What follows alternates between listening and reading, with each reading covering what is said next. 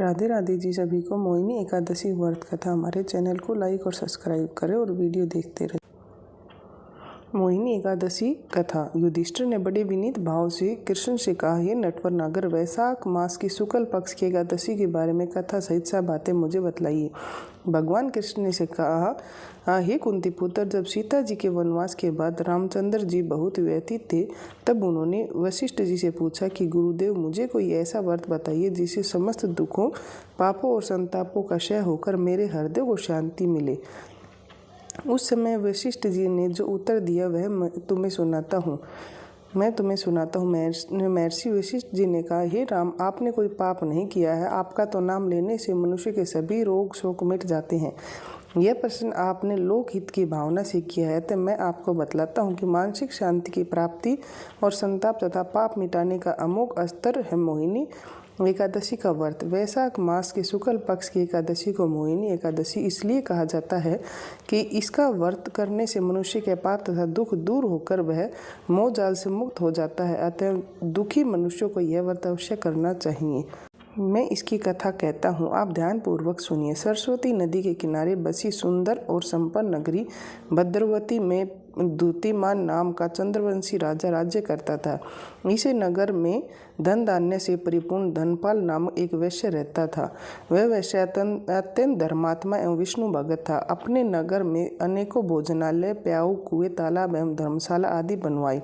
सड़कों के किनारे आम, जामुन, नीम आदि के अनेक वृक्ष लगवाए।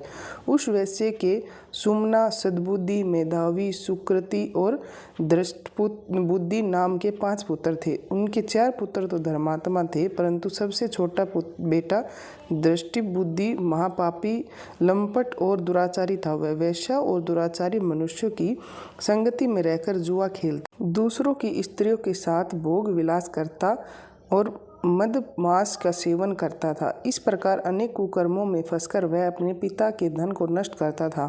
इन्हीं कारणों से उसके पिता, भाइयों और कुटुंबियों ने उसको घर से निकाल दिया। घर से निकाल देने के बाद सब धन नष्ट हो जाने पर वेश्याओं तथा दुष्ट संगी साथियों ने उसका साथ छोड़ दिया।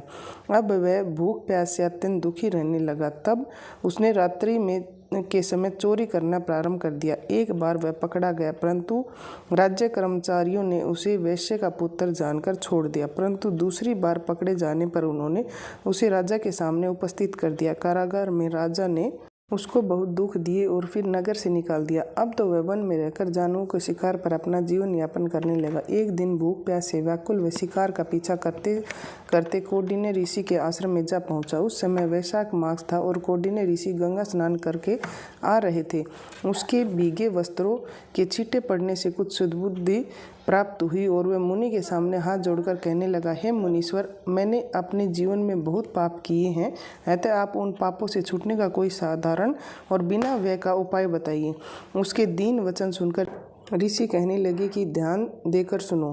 तुम वैशाख शुक्ला एकादशी का व्रत करो। इस एकादशी का नाम मोहिनी है और इससे तुम्हारे सब पाप नष्ट हो जाएंगे। मुनि के वचन सुनकर वह अत्यंत प्रसन्न हुआ और उसके द्वारा बतलाई गई विधि के अनुसार उसने मोहिनी एकादशी का व्रत किया। हे राम, इस व्रत के प्रभाव से उसके सब पाप नष्ट हो गए और अंत में वह गरुड़ पर चढ़कर विष्णु लोक गया।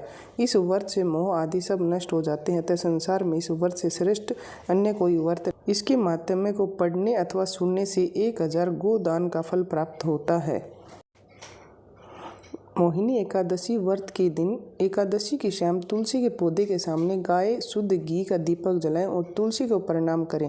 इससे आपको भगवान विष्णु के साथ साथ माता तुलसी का भी आशीर्वाद मिलेगा। पीपल में भगवान विष्णु का वास माना गया, इसलिए एकादशी पर